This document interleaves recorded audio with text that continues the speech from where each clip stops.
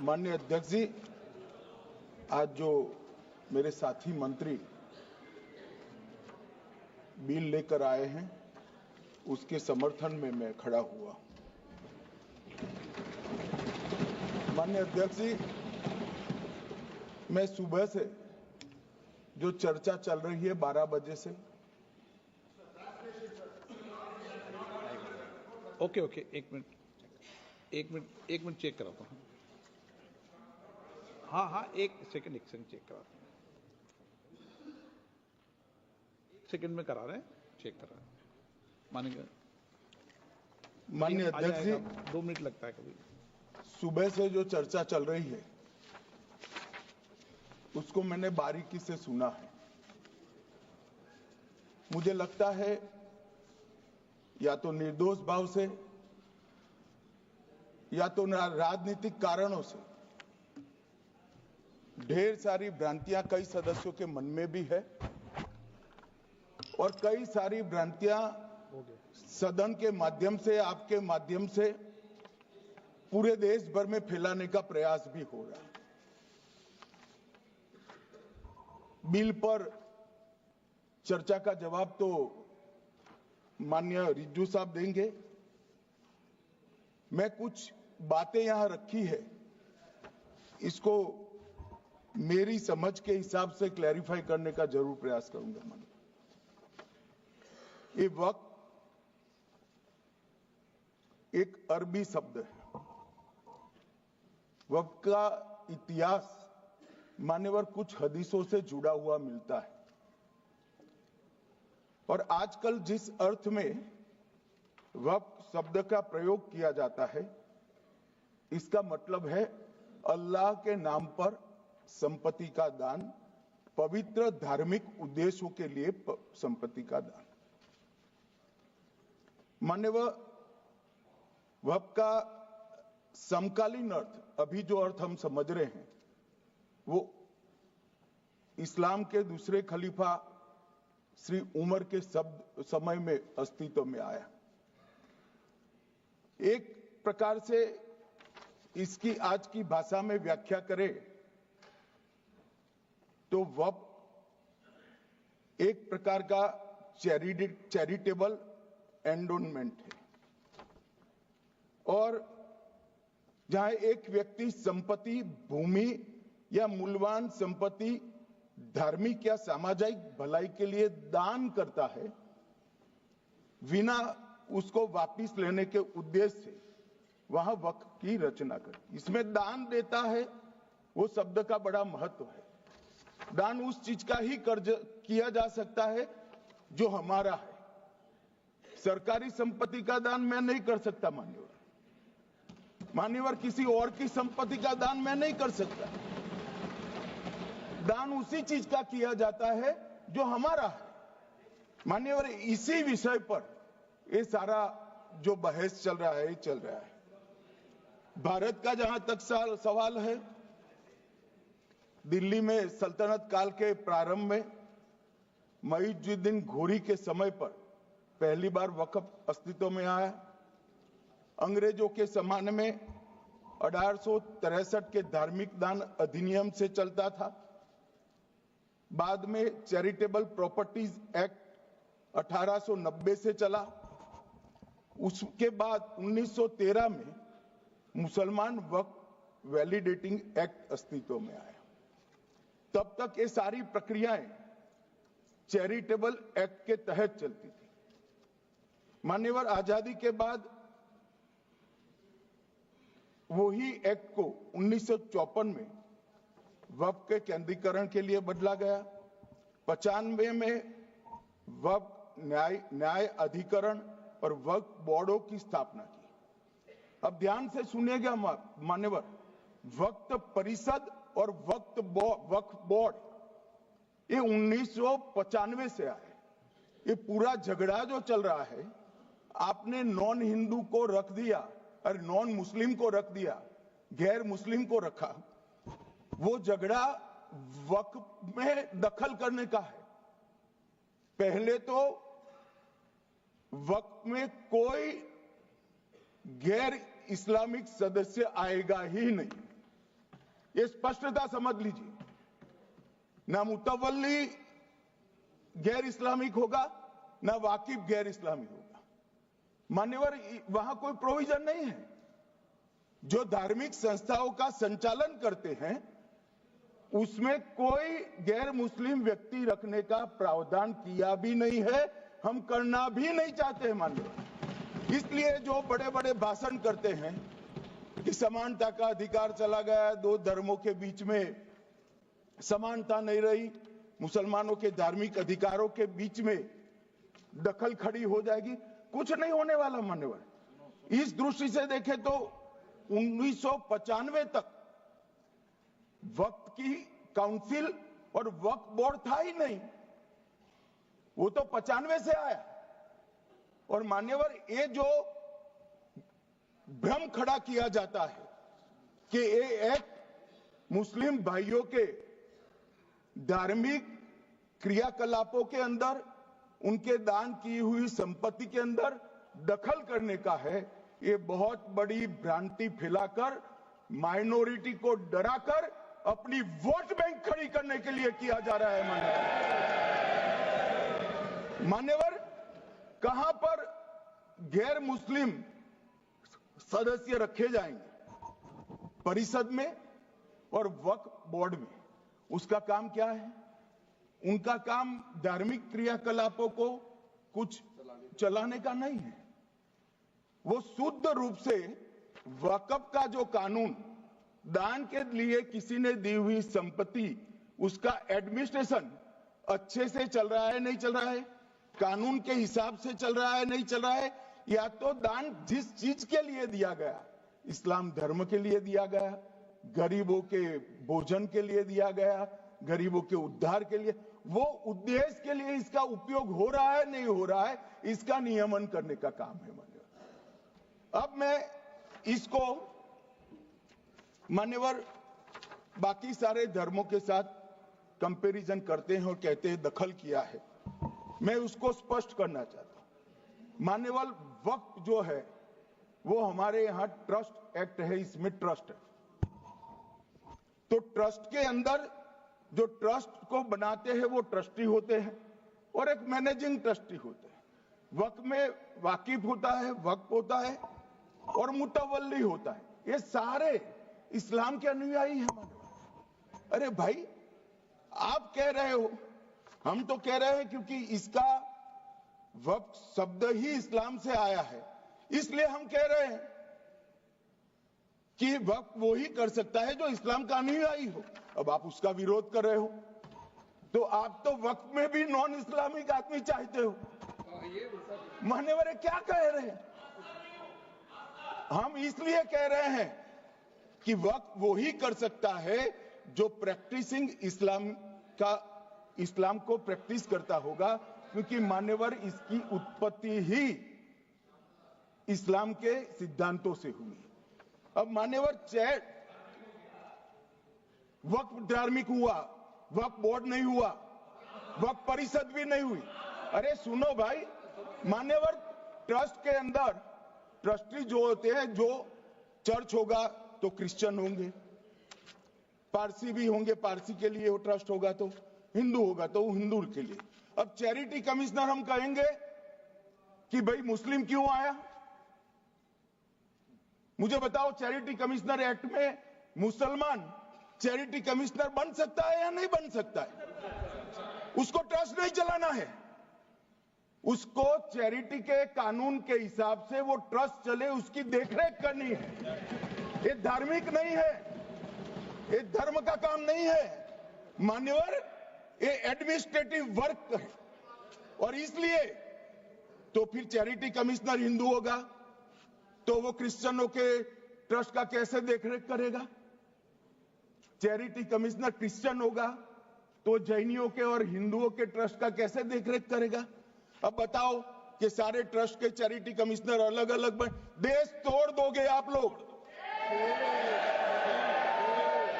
तोड़ दोगे। हमने साहब, मैं अभी भी आपके माध्यम से, इस सदन के माध्यम से देश भर के मुसलमान भाइयों बहनों को कहना चाहता हूं, आपके वक्फ में एक भी नॉन मुस्लिम नहीं आएगा। ये एक्ट में ऐसा कोई प्रावधान नहीं। मगर जो वक्फ बोर्ड है और वक्फ परिषद है, उसका काम क्या है? वक्फ की संपत्तियां मान्यवर बेच खाने वाले लोगों को पकड़कर इसके बाहर निकालने का। वक्फ के नाम पर औने पौने दाम में संपत्तियों को 100 साल तक किराए पे देने वाले लोगों को पकड़ना है। वक्फ का जो पैसा होता है, इनकम जो गिरती जा रही है, जिसके माध्यम से माइनॉरिटी का विकास करना है, माइनॉरिटी को आगे बढ़ाना है, इस्लाम धर्म की सारी धार्मिक संस्थाओं को पुख्ता करना है। ये पैसा जो चोरी होता है ना, उसको पकड़ने का काम वक्फ बोर्ड वक्फ परिषद करे। और मान्यवर वो चाहते हैं कि इनके राज में जो मिलीभगत चली वो चलती रहे। ये नहीं चलेगी, ये नहीं चलेगी। और मान्यवर मैं आज आपको बताना चाहता हूं क्या स्थिति हुई है। मान्यवर सबने कहा, रिपीटेशन भी होगा, परंतु मैं कहना चाहता हूं मान्यवर कि वक्फ के 2013 में जो अमेंडमेंट्स आए, अब बिल किरण भाई का है, मगर मैं कह सकता हूं कि वक्फ का 2013 का अमेंडमेंट न किया होता तो ये बिल लाने की शायद जरूरत न पड़ती। सब कुछ अच्छा चलता था। 14 में चुनाव आने वाला था, 13 में रातों रात तुष्टीकरण करने के लिए वक्फ कानून को एक्सट्रीम बना दिया गया। और मान्यवर इसके कारण क्या हुआ? इसके कारण दिल्ली लुटियन की 123 वीवीआईपी संपत्ति कांग्रेस सरकार ने जब चुनाव मुहाने पर थे, 25 दिन दूर था, वक्फ को देने का काम कर दिया। दिल्ली वक्फ बोर्ड ने उत्तरी रेलवे की भूमि वक्फ के नाम घोषित कर दी। हिमाचल में वक्फ की संपत्ति बताकर उस पर अवैध मस्जिद बनाने का काम किया। 250 हेक्टेयर क्षेत्रफल वाले 12 गांव पर वक्फ का स्वामित्व हो गया तब तमिलनाडु में।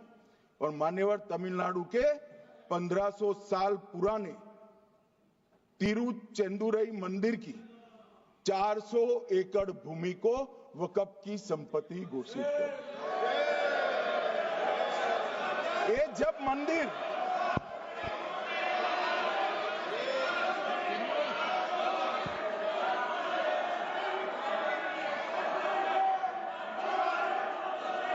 आपको मौका मिले जब अपनी बात कह देना, प्लीज बैठिए। मान्यवर कर्नाटक की, आपको मौका मिले जब अपनी बात कह देना। आप भी बहुत मिसलीड करते हैं, बैठिए।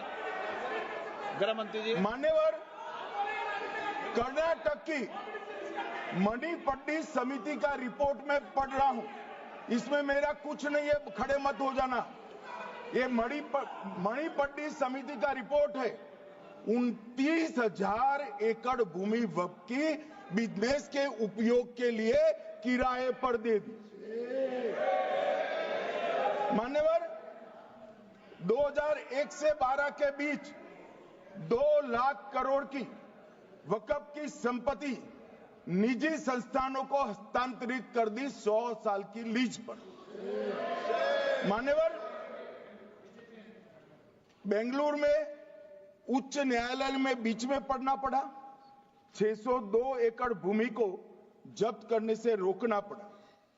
विजयपुर कर्नाटक के होनवाड़ गांव की 1500 एकड़ भूमि पर दावा कर उसको विवाद में डाला और 500 करोड़ की संपत्ति जिस भूमि का मूल्य है वहां 5 स्टार होटल को महीने 12,000 रुपए के किराए से दे दी। अब मान्यवर ये कहते हैं कि इसका हिसाब किताब न करो, इसकी देखरेख न करो। भाई ये पैसा जो है देश के गरीब मुसलमान का है, ये गन्ना सोटों की चोरी के लिए नहीं, ये इसको रोकने के लिए। और इनके जो ठेकेदार बैठे हैं मान्यवर, ये यहां गरज गरज कर बोलते हैं, कुछ तो समझे बगैर बोलते हैं, कुछ समझ कर बोलते हैं। उनको लगता है कि इससे हम जीत जाएंगे।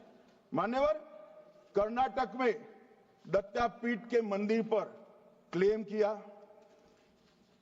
टालीपरंबा 75 साल पुराने एक दावे के आधार पर 600 एकड़ जमीन का दावा किया और ईसाई समुदाय की भी ढेर सारी जमीनों पर कब्जा कर लिया गया।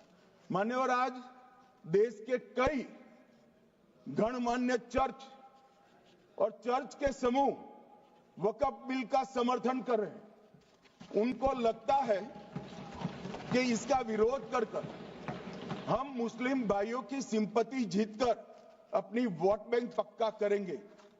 उसमें कोई फायदा नहीं होगा अखिलेश, इसलिए कि 4 साल में मुस्लिम भाइयों को मालूम पड़ जाएगा कि कानून तो उनके फायदे में है। और इसके साथ ये दक्षिण के सारे जो सांसद बोल रहे हैं, अपनी अपनी कॉन्स्टिट्यूएंसी में सारे चर्च को मान्यवर नाराज कर रहे हैं। उनको पता नहीं, सारे चर्च को नाराज कर रहे हैं।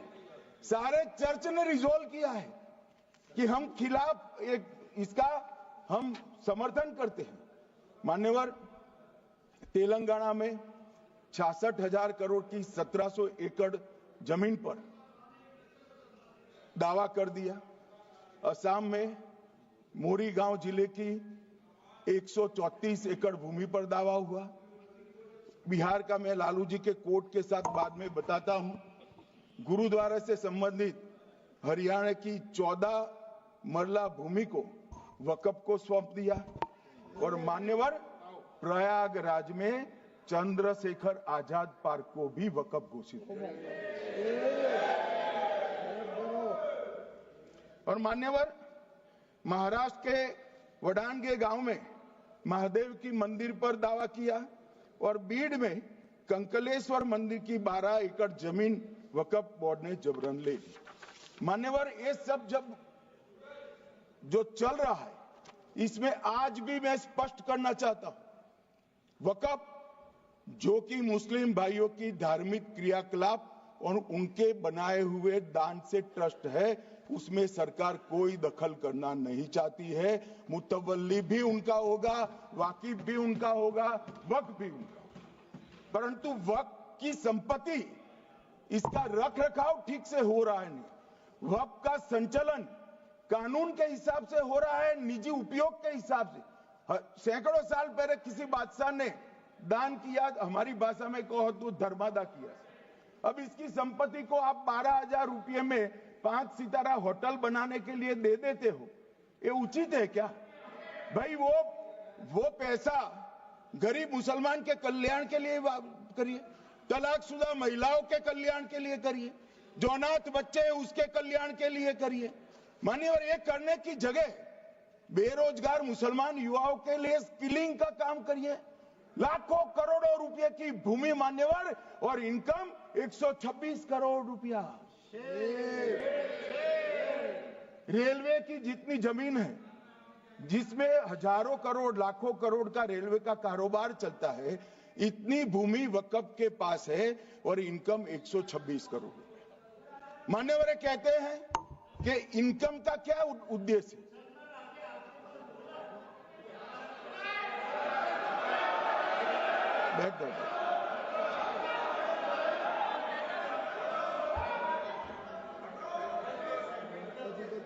मान्यवर, मैं दादा की टेंशन समझ रहा हूं, ये बंगाल के मुसलमान भी सुन रहे हैं, तो उनको टेंशन होना स्वाभाविक है। मान्यवर, लालू प्रसाद जी, आज आरजेडी के सारे सदस्य बोले, जब 2013 का अमेंडमेंट आया, मैं लालू जी का तो पूरा पढ़ना चाहता हूं, बाकी सदस्यों का सिर्फ टोकन पढ़ूंगा। लालू जी ने क्या कहा? मैडम, सरकार जो यह संशोधन विधेयक पेश किया है, सरकार की पहल का हम स्वागत करते हैं। शाहनवाज हुसैन जी और अन्य माननीय सदस्यों ने अपनी बातों को यहां रखा, मैं उसका समर्थन करता हूं। आप देखिए, सारी जमीनें हड़प ली गई है, चाहे सरकारी हो या गैर सरकारी। वक्फ बोर्ड में जो काम करने वाले लोग हैं, उनके द्वारा सारी प्राइम लैंड को बेच दिया गया है। पटना में ही डाक बंगले की जितनी प्रॉपर्टी थी सब पर अपार्टमेंट बन गए। इस तरह की काफी लूट खसोट हुई है। हम संशोधन विधेयक तो आपको अंत में लाए हैं, समर्थन करते हैं, लेकिन मैं चाहता हूं कि भविष्य में आप कड़ा कानून लाइए और ये जो चोरी करने वाले लोग हो उनको जेल की सलाखों के पीछे डालिए। अब साहब लालू प्रसाद की इच्छा इन्होंने तो पूरी नहीं की, नरेंद्र मोदी जी ने पूरी कर दी। ये लालू जी ने कहा था एक कड़ा कानून लाइए। मान्यवर शरीफुद्दीन शरीफ उन्होंने कहा मंत्री जी समझते हैं कि शायद इससे मुसलमानों का वोट मिल जाएगा, लिहाजा मुसलमान लोगों ने भी खुद ही तबाही मचाई है, इसलिए मैं गुजारिश करूंगा कि इसके लिए आप सख्त कानून बनाइए, उनके हाथों में हथकड़ियां पहनाइए और जो उनके कब्जे किए हैं वो जमीनों बेचकर गरीब और तलाकशुदा मुस्लिम बहनों का कल्याण करिए। इसके बाद श्री हमीदुल्लाह सैयद लक्षद्वीप से थे, उनका भी इसी टोन का भाषण है। और मान्यवर मैं आज की बात नहीं कर रहा हूं, 2013 का जो बिल कांग्रेस पार्टी लेकर आई इसके विरोध में इनके समर्थकों ने जो कहा था मान्यवर ये है। और क्या होगा भाई इससे? पारदर्शी ऑडिट होगी, आज ऑडिट ही नहीं हो रही, रिपोर्ट ऑनलाइन जमा करने की सिस्टम नहीं है, वो होगी, रिपोर्ट देनी पड़ेगी, बैलेंस शीट जमा करनी पड़ेगी, ऑडिट होगी, कैग के रिटायर्ड ऑफिसर ऑडिट करेंगे और मान्यवर पारदर्शिता आएगी। इससे क्यों डरना चाहिए किसी को? पारदर्शिता से क्यों? और वक्फ बोर्ड और वक्फ परिषद, इसका कोई ऑर्डर हम ऐसा नहीं लिख रहे हैं कि कोर्ट में नहीं जा सकते। आपने तो कर दिया था कि एक ऑर्डर को कोई कोर्ट में चैलेंज ही नहीं कर सकता, पूरा संविधान वहां समाप्त कर दिया मान्यवर। और मान्यवर हम तो इसको कहते हैं कि कोई भी चैलेंज कर सकता है कायदे की अदालत में। इस देश में संविधान का राज है, ग्रीवेंसेस जिसका भी हो कोर्ट में जा सकता है। 2013 में जिसकी भूमि हड़पी, इसके ग्रीवेंसेस को भी कोर्ट के फोरम से बाहर करने का पाप एक कांग्रेस पार्टी ने किया। मान्यवर एक अफवाह और फैला रहे, रिट्रोस्पेक्टिव इफेक्ट से आ रहा है। मैं स्पष्ट कर देना चाहता हूं, इस सदन में बोलने के वक्त जिम्मेदारी के साथ बोलना चाहिए। अगर ये कानून का पहला पेज और तीसरी तक धाराएं भी पड़ी होती तो इसमें स्पष्ट लिखा है ये कानून का अमल जिस दिन पारित होने के बाद भारत सरकार नोटिफिकेशन बाहर निकालेगी उस दिन के बाद होगा। मतलब रिट्रोस्पेक्टिव इफेक्ट नहीं है, मगर मुस्लिम भाइयों को डराया जा रहा है कि रिट्रोस्पेक्टिव इफेक्ट से आएगा। मान्यवर ये कह रहे कलेक्टर क्यों रखा है? मुझे एक बात बताओ भाई, जो बता सकते हैं, अगर किसी मंदिर के लिए जमीन खरीदनी है तो जमीन की मालिकी किसकी है वो हमारे देश में कौन तय करता है? सबको मालूम है, कलेक्टर करता है सर, रेवेन्यू ऑफिसर वही है। तो अगर वक्फ की भूमि जो वक्फ कर रहा है उसकी है या नहीं है, इसकी जांच कलेक्टर करे तो इसमें आपत्ति क्या है? वक्फ तो दान है भाई, और दान अपनी संपत्ति का किया जा सकता है, किसी और की संपत्ति का नहीं किया जा सकता। गांव में कोई बेचारा अमेरिका गया है 4 महीने पढ़ने के लिए, घूमने के लिए, आता है तो कि वक्फ घोषित हो गया। कोई कारोबार करने के लिए दिल्ली आया, आता है तो कि वक्फ घोषित हो गया। अरे ऐसे नहीं होता भाई, कलेक्टर को पूछना पड़ेगा सरकारी संपत्ति है या नहीं है, इसकी जांच करनी चाहिए या नहीं करनी चाहिए। ढेर सारे मंदिर बनते हैं, बने भी है, बनेंगे भी, ढेर सारे चर्च बने हैं, गुरुद्वारे बने हैं, सरकारी संपत्ति पर बन सकते हैं क्या? नहीं बन सकते मान्यवर। जहां वक्फ की घोषणा होती है वो भूमि सरकारी है या नहीं है वो सत्यापित करना ही चाहिए, और कलेक्टर के अलावे इसको कोई सत्यापित नहीं। मान्यवर इन्होंने मैंने पहले भी बताया मान्यवर, कोर्ट को भी रास्ते से निकाल दिया। मैं बाद में बात करता हूं मान्यवर। ये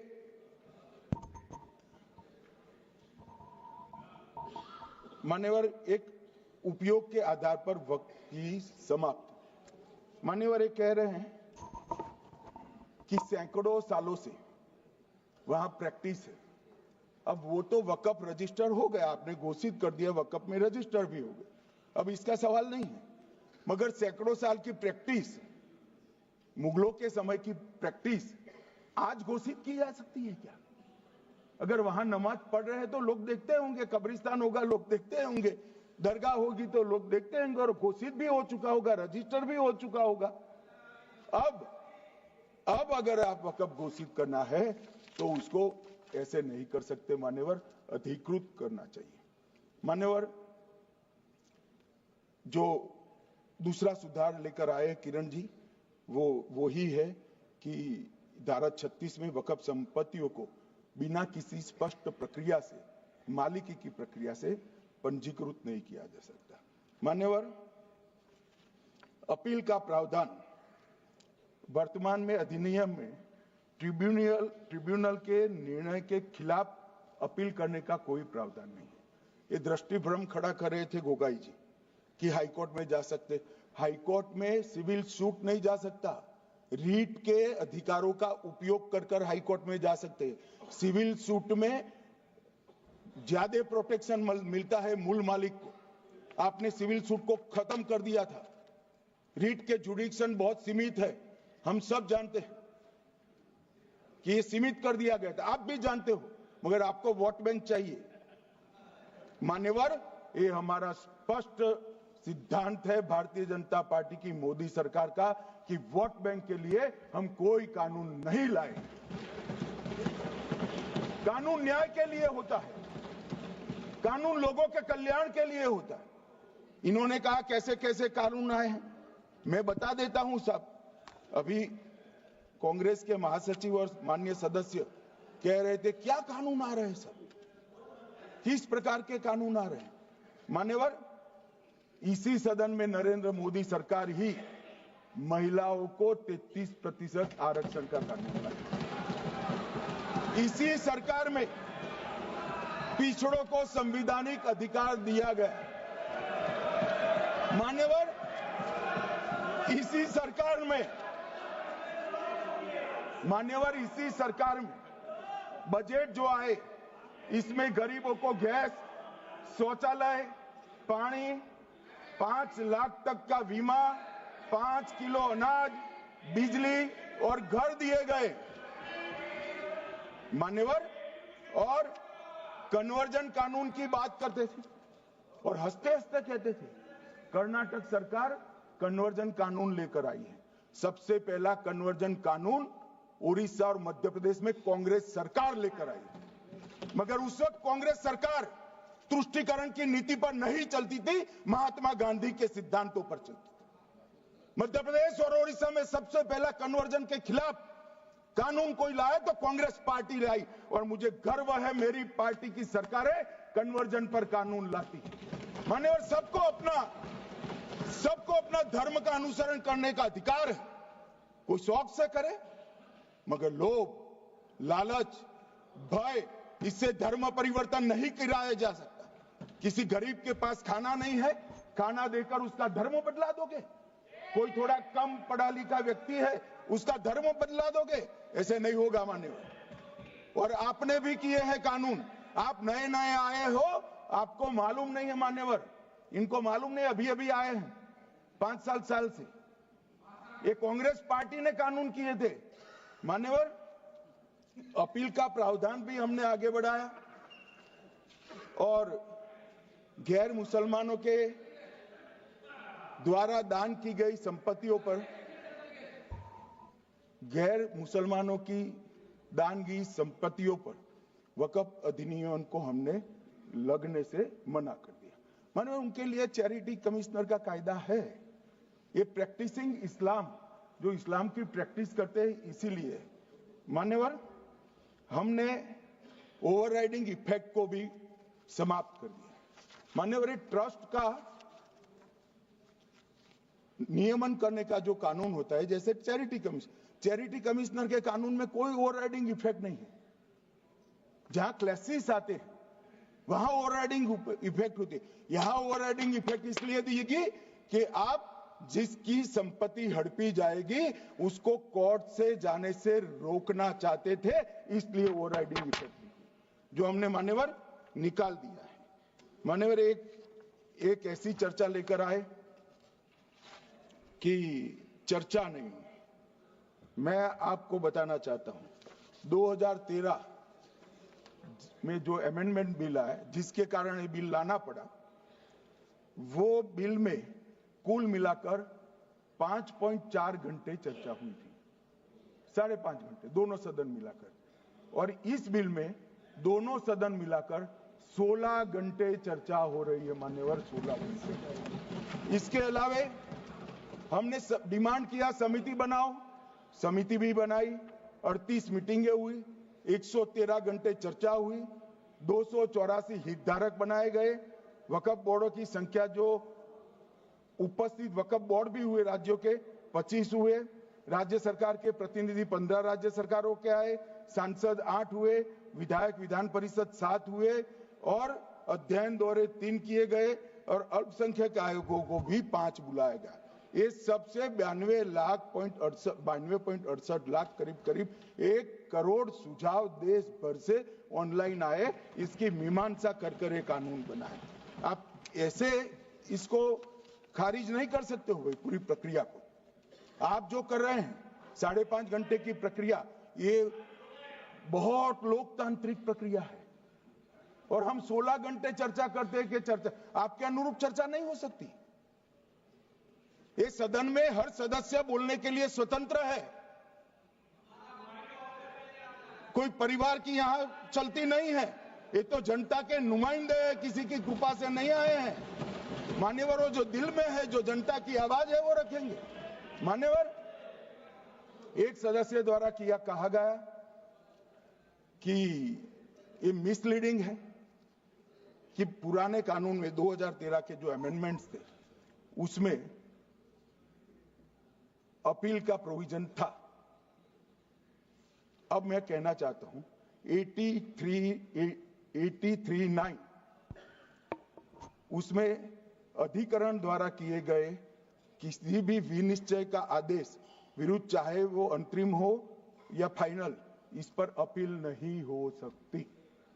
इसका मतलब अपील का प्रोविजन आपने रखा ही नहीं था।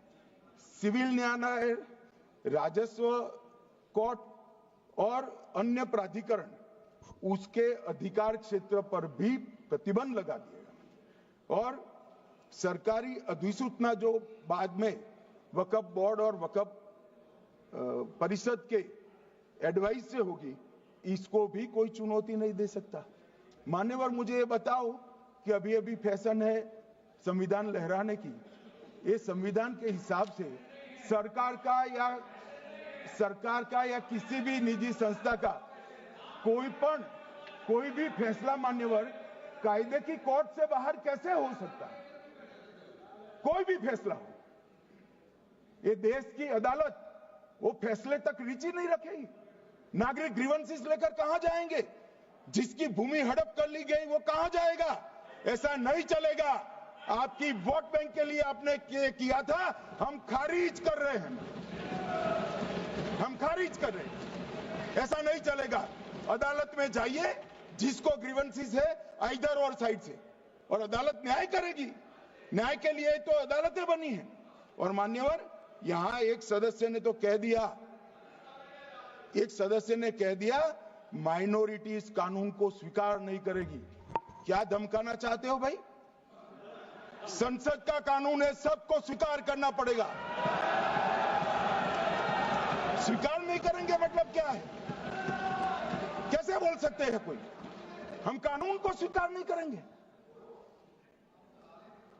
ये कानून भारत सरकार का है, हर एक पर बंधन करता होगा और इसको स्वीकार करना पड़ेगा। मान्यवर, ये हमने तो खैर वक्फ को छेड़खानी नहीं की, वक्फ बोर्ड और वक्फ परिषद के अंदर बदलाव किया है, मगर वक्फ के लिए भी क्या क्या जजमेंट आए। सैयद फजल पुकोया थंगल बनाम भारत संघ 10/11/28 को केरल उच्च न्यायालय ने उन्होंने कहा वक्फ बोर्ड एक स्टैट्यूटरी बॉडी है, यह मुस्लिम समुदाय का प्रतिनिधि निकाय नहीं है। इसका फंक्शनिंग मान्यवर एडमिनिस्ट्रेटिव है। धार्मिक क्रियाकलापों को तो वक्फ ने करना है, चाहे कब्रिस्तान हो, चाहे दरगाह हो, चाहे मस्जिद हो, चाहे चैरिटी का काम, वो वक्फ बोर्ड को नहीं करना है भाई। ये केरल हाईकोर्ट ने किया। इलाहाबाद हाईकोर्ट ने भी, उसने तो मुतवल्ली तक भी कहा है, अगर हम मुतवल्ली तो जो धर्म का है वही रखेंगे।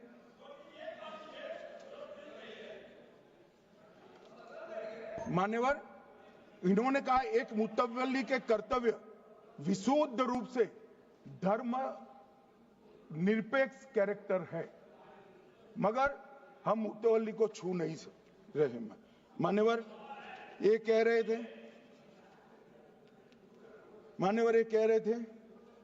कि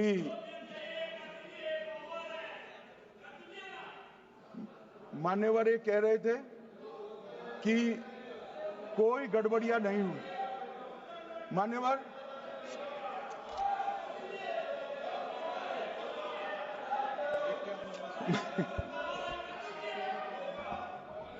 मान्यवर 2013 में अन्यायी कानून आया। भाई करने थोड़ा शांत हो जाएंगे। ये 26 के कारण डरे हुए और कुछ कारण नहीं। चुनाव जो है ना अक्टूबर में, 25 में जो चुनाव है इसके कारण डरे। मान्यवर भाई बैठ जाओ।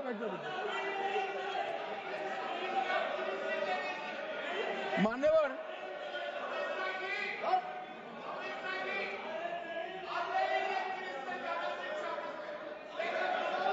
बैठ जाओ। बंगाल में आकर कहूंगा ये राजनीतिक हिसाब किताब का अखाड़ा नहीं है, छाती पर ठोक कर कहूंगा ज्यादा सीधा है।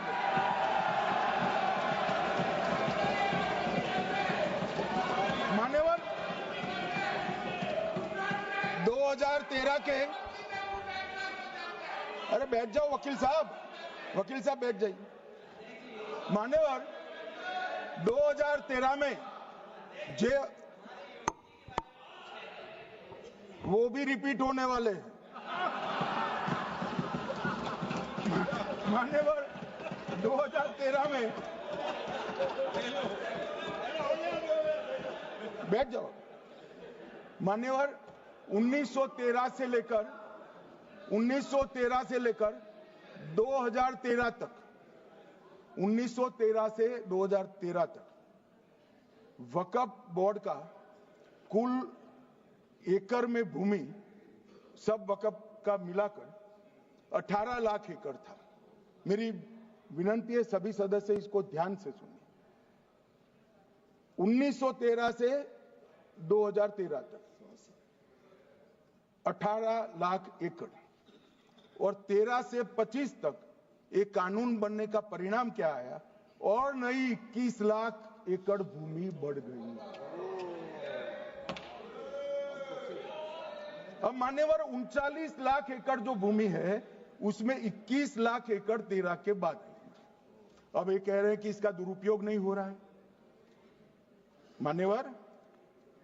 और लीज पर दी गई संपत्तियां 20,000 थी और 25 में रिकॉर्ड के हिसाब से, हो सकता है गलत भी हो सकता है, रिकॉर्ड्स के हिसाब से शून्य हो गई। तो मान्यवर संपत्तियां कहां गई? मान्यवर बेच दी गई। किसकी संपत्ति से, किसकी परमिशन से बेचा? मान्यवर मैंने पहले ही कह दिया कि केरल और देश भर के Catholic bishop council, Catholic bishop conference of India, Catholic Congress Kerala, भारतीय कैथोलिक धर्मगुरुओं की महासभा, केरल चर्चों की संयुक्त परिषद, कैथोलिक कांग्रेस केरला, ये सब ने इस बिल का समर्थन करा है और कहा है अन्यायी 2013 का सुधार। हम अकेले नहीं कह रहे मान्यवर। और मान्यवर इसी एक्ट में इसी एक्ट में हमने एक बात कही कि जो योगदान था वक्फ बोर्ड का वो 7% से घटाकर 5% कर दिया।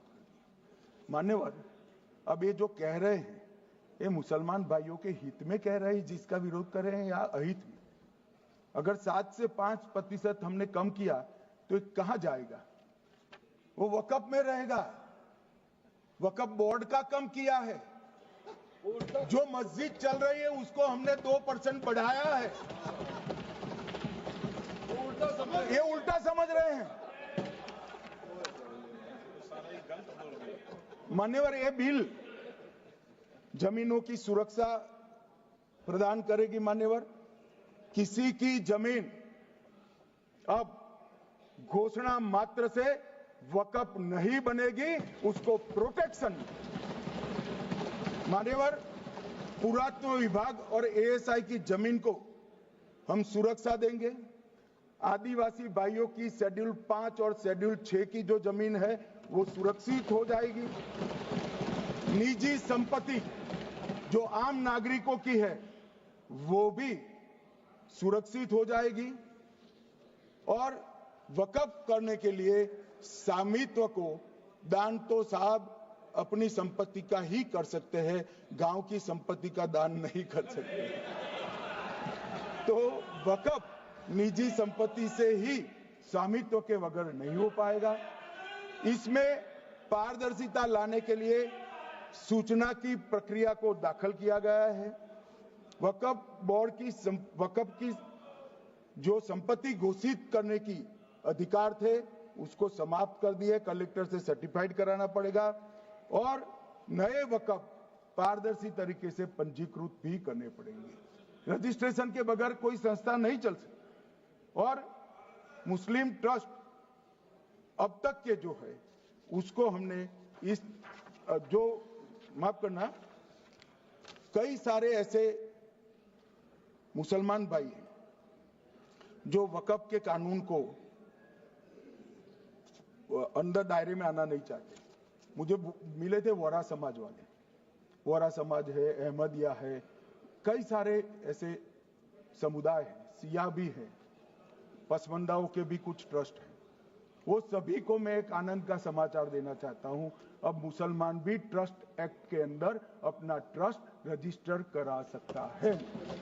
इसके लिए कंपलसरी नहीं है कि वो वक्फ के कानून में भी जाए, चैरिटी कमिश्नर एक्ट के तहत वो करने वाला है।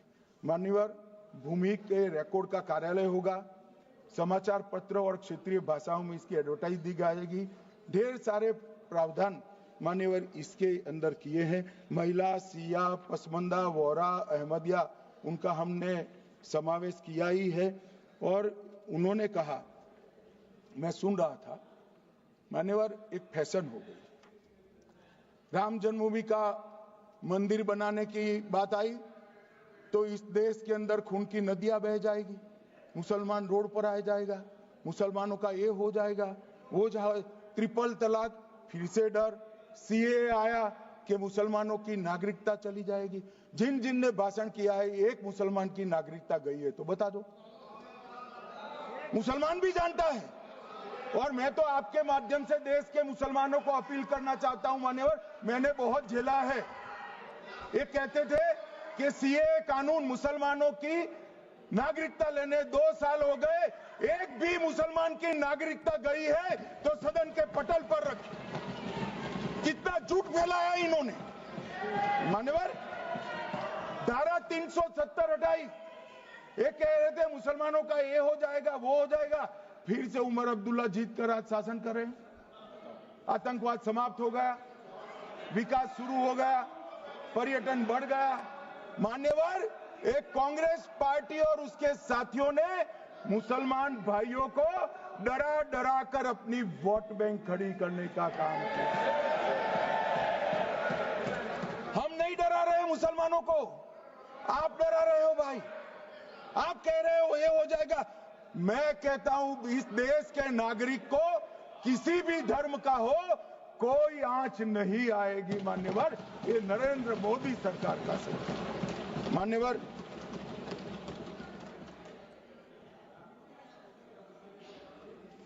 इनको मान्यवर ना पिछड़ों की चिंता है ना मुसलमानों की। ये सालों से जातिवाद और तुष्टीकरण इसके आधार पर काम करते हुए आए हैं और जातिवाद और तुष्टीकरण की राजनीति कर अपने परिवार की पॉलिटिक्स को आगे बढ़ाए हैं।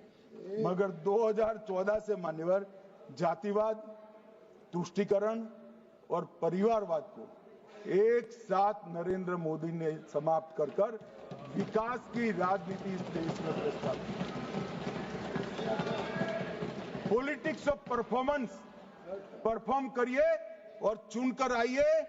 3 टर्म मोदी जी को चुना है और 3 टर्म भारतीय जनता पार्टी की सरकार रहने वाली है। मेरी बात ठीक कर मान्यवर, अंत में मैं किरण जी को बहुत बहुत बधाई देना चाहता हूं कि बहुत अभ्यास कर सारे दूषणों को निकालकर वक्फ कानून को शुद्ध, पारदर्शी और उद्देश्यों को समर्पित बनाने का काम रिज्जू साहब लेकर आए हैं। मैं इसका समर्थन करता हूं।